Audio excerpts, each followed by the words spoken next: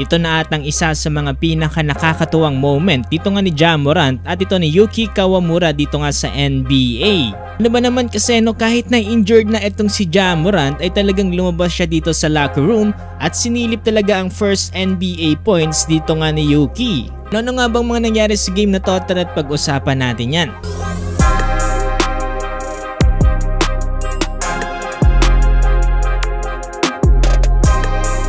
Kanina nga dito sa naging laban ng Memphis Grizzlies kontra nga dito sa Los Angeles Lakers ay nanalo ang Grizzlies sa final score na 131-114.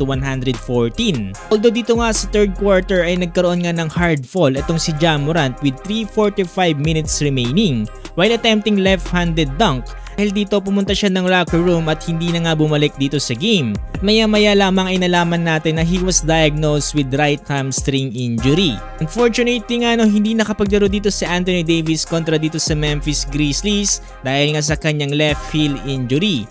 Ito nga during fourth quarter ay pinasok nga itong si Yuki Kawamura dahil sa napakalaking margin dito nga ng kalamangan ng Memphis Grizzlies. Ito ay nagkaroon siya ng pagkakataon para makamit niya ang kanyang first NBA points dito nga matapos niya makapasok ng kanyang free throw. Surprisingly no, kahit na injured na itong si Ja Morant ay talagang lumabas siya ng locker room para nga i-cheer itong si Yuki Kawamura dito nga sa kanyang special moment. Papansin natin itong si Ja Morant dito sa gilid talaga nag-cheer na para bang nakakatandang kapatid dito nga ni Yuki Kawamura. At after nga ng game na yan ay niyakap pa nga dito ni Ja Morant itong si Yuki Kawamura na tila nga ba talagang parang paboritong kakampi no? Nang mas matindi niyan itong game ball ay binigay dito kay Yuki Kawamura. Mayroong ang pirma ng mga Memphis Grizzlies players. Eto pa no, during interview tinanong dito kay Ja Morant kung bakit niya nga ba daw ginawa yung gesture niya na too small dito nga sa Los Angeles Lakers. Well, ang sagot niya lang naman daw dyan ay hindi niya nga daw talaga gusto itong Lakers simula't simula pa. I mean, I think I did it too small to somebody who was too small. I mean, he came back and did it respectfully. You know, he's 6'8", whatever. I would expect it. I thought it was a charge. He did it, and I don't back down from nobody. Don't care who you are.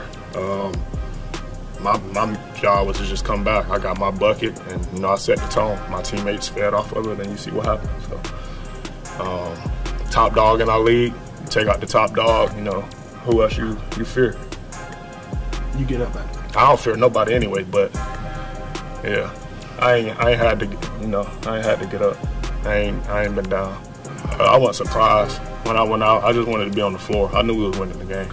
So yun, ano masasabi nyo dito sa naging laban ng Los Angeles Lakers kontra nga dito sa Memphis Grizzlies? Unti-unti na nagsisimula ang init ng laban sa mga magkakaibang team.